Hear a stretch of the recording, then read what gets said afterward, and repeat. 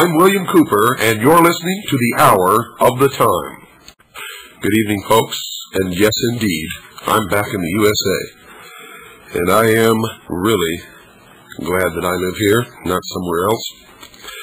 As you all know, I took a trip to London, England, in the beginning of January, and I spoke at Wembly Arena the 9th and 10th, the Great Hall, and I really didn't know what a big deal this was until I got there and was besieged by the English press. And I literally mean besieged. The press was everywhere. I've done more interviews those few days that I was in London than I've ever done. And finally, I asked one of the BBC interviewers, very nice young woman, I asked her, what's the big deal? I mean, why is all the press here? I've never had such attention anywhere. In the United States, the press is so tightly controlled that nothing that we ever do is printed. And I was told that if I had not been appearing in the Great Hall at Wembley, that I probably would not have received any attention from the press. It seems that you're nobody until you spoke or performed in the Great Hall at Wembley. I guess in England and in Europe, Wembley is equivalent to Carnegie Hall here in the United States in New York City. So I was a little humbled by this and vowed to do my very best, and I think that I made a big impression over there. Even now, today, I have a message to phone a reporter at the BBC for an interview over the telephone. So even though I've been gone from England for quite some time now, I'm still being interviewed by the English press and by the BBC. I'll tell you, this was a great trip, and it didn't start off so great. Where I live, the weather was really bad. The roads were iced over, and we got up in what we thought was time to drive to the Phoenix airport, and quickly realized that at the speed that we would have to travel over the icy roads, I was not going to make it in time to catch my flight. So we did a little detour to a small airport in a small town along the way, and found that there was a seat left on the shuttle flight, the small twin-engine plane. I forget what type it was. But after I purchased my ticket and sat down to wait for the flight, which should have already left, actually, if they had left on time, I would not have been able to even be on that flight. But it seems that the military was performing maneuvers in the area, and the plane could not take off until it received clearance. So here we sat, icy roads outside, cold, overcast, miserable day, waiting for a plane to take off that might not ever take off. Then when we finally got clearance from the military, then it was waiting on the weather. And then when we finally got clearance from the weather, we were all just to the point of almost going home. But we did take off. We had an uneventful flight down to Phoenix. And after a short wait at the Phoenix airport, I caught a flight to Los Angeles. And in Los Angeles, I was to switch to another international flight, which would then take me directly nonstop to London. And as I sat waiting for the plane to be, for the boarding to be announced, as we all do in airports, you sit, and it's probably the most boring wait that anybody ever goes through. I quickly began to notice that this was not a normal airlines, and I quickly began to realize this was not going to be a normal flight. For I got a little restless and walked over to the windows, looked out at this huge gigantic 747 sitting there at the gate. And immediately, the nose of the aircraft caught my eye, and I felt sort of taken back in time. For there on the nose of this aircraft was painted a beautiful, beautiful woman, scantily dressed in what appeared to be red silk, with a flowing red cape trailing behind her, and under this picture, this portrait, this painting on the nose of this aircraft were the words, "Scarlet Lady." And immediately I fell in love with that airplane, and I knew that my flight was going to be a very, very good flight. Looking down at my ticket, I then realized that everything about this airlines was different. For the name of the airlines is Virgin Atlantic. It was a new airline. And the man who owned the airline is the man who used to own Virgin Records. Very young man in his 30s.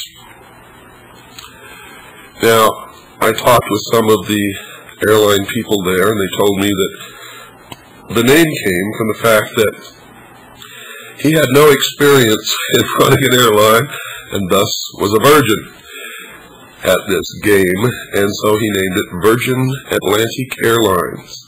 Now, he had the same history with his recording studios and his record label when he had purchased or started the record company, actually. He had no experience, but Virgin Records got to be one of the biggest labels in the recording industry. Well, he sold that company and bought an airline, and that airline is Virgin Atlantic Airlines. I was even more amused and very pleased when I saw the flight crew, the captain and co-pilot and flight engineer, and a host.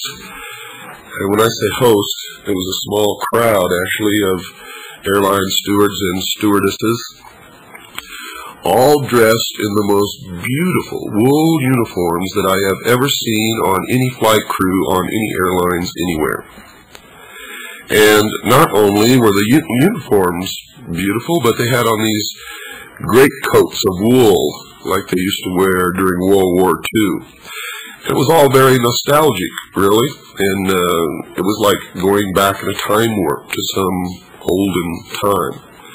I would encourage anyone, if you're thinking of flying to Europe, to choose Virgin Atlantic Airlines. Now, my ticket was paid by the people in England who were bringing me over to speak at Wembly. But the price of the ticket is always on the ticket. And I was almost knocked out of my chair because I thought this would be a very expensive flight, no matter what class you flew as. And I looked at my ticket, and down at the lower left-hand corner, it said that my ticket round trip to and from Los Angeles to London, England, Heathrow Airport, was just a little less than $500.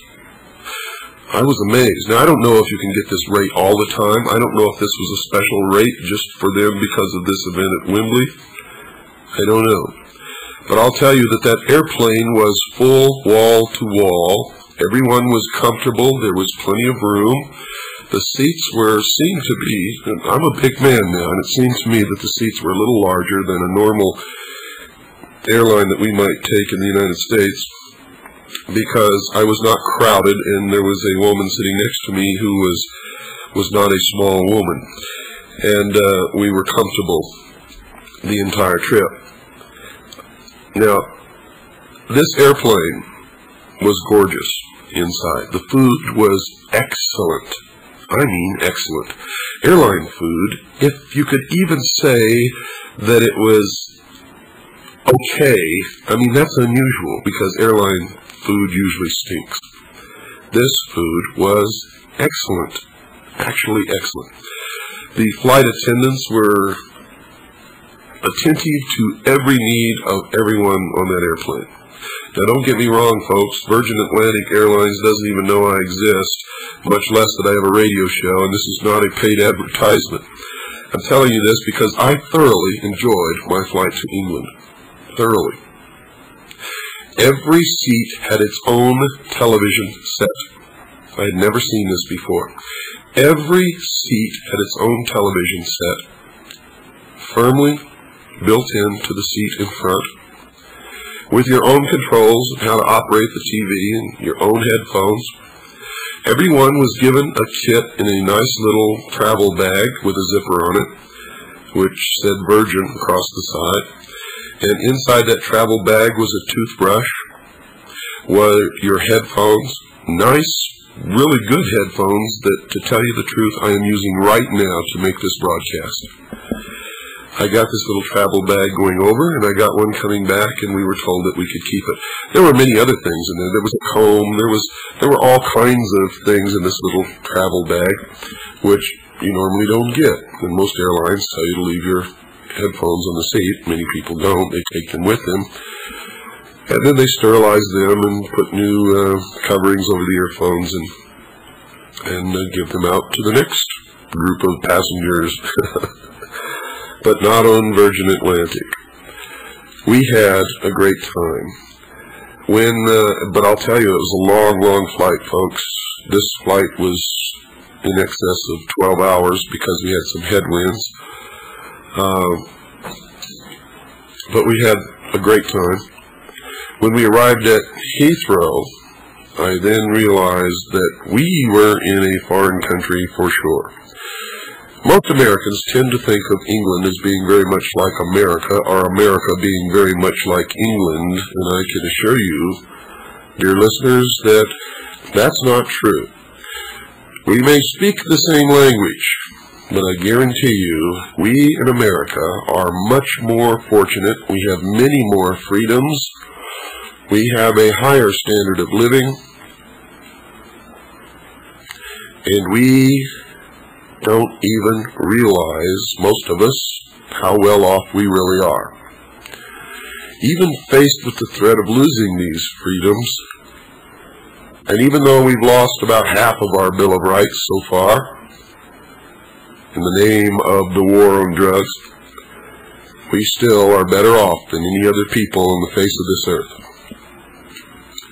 I was met by Keith Mears, who was one of the people who put together the conference at Wembly, the Great Hall, and he took me to the Hilton Hotel, which is right next to Wembly. In fact, every morning I would get up and walk over to Wembly. It wasn't more than a 3 or 4 minute walk from the hotel door, actually, to the arena where I spoke. The conference went on all day, both Saturday and Sunday, the 9th and 10th of January. And so I would get up in the morning and eat my breakfast downstairs in the hotel and walk over to Wembly and spend the day listening to the other speakers and talking with the English people. And I learned some astounding things. And I think you're going to be equally astounded. Things in England and in Europe in general are much more expensive than they are here in the United States.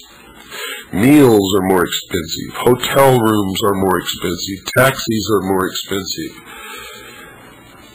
Now, you can go out with a family of 4 in the United States and go to a fast food